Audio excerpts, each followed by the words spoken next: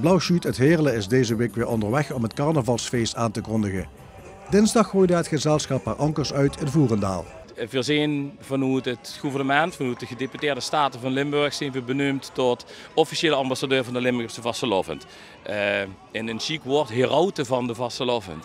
En we brengen de Vastelovend door met symbolisch van de ene naar de andere plek. We kondigen ze aan dat het weer begint.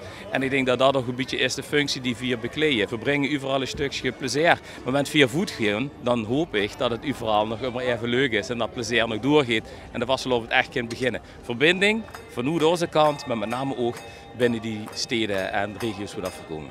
Natuurlijk worden er over en weer wat steken uitgedeeld, maar de Heerlense kritiek op Voerendaal was mild dit jaar. En daarom sprak de burgemeester ook vol lof over de boot en haar bemanning uit Heerlen. Je kan beter een goede buur hebben dan een verre vriend op Utste. Hè? We hebben het even gehad over het feit dat ze een beetje zitten te twijfelen of ze zich nu meer bij het Heuvelland voelen of meer bij Parkstad. Dus daar hebben we een knipoog nog gemaakt en we hebben dat in een wat meer 2023-achtige term geduid. Ik vind de shoot, we hebben natuurlijk onze abdicaties van de oud-prinsen, de proclamatie van de nieuwe en van de senioren en de junioren. Maar het feit dat er een shoot is die dus door de ganse regio gaat en de carnaval gaat brengen uit Heerlen, dat vind ik fantastisch. Dat is zo get wie de Elfstedentocht, de tocht der tochten, is de tocht van de Blauwschuut.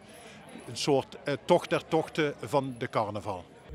Cor Couvé, de scheepsmuzikant, neemt na 47 jaar afscheid van de Blauwschuut. En de bijna 80-jarige accordeonist blijft er nu nog lucht eronder. Ik heb er een hele hoop leuke ervaringen met opgedaan. Hè. En hele leuke dingen met beleven al die tijd. En zeg maar 6, 47 jaar, dan maak je leuke dingen binnen een week. Hè. Dus het afscheid gaat toch wel een beetje pijn doen ook? Ja, dat deed sowieso pijn. Ik kan niet zeggen dat ik dat niks deed, dat is niet zo. Hè.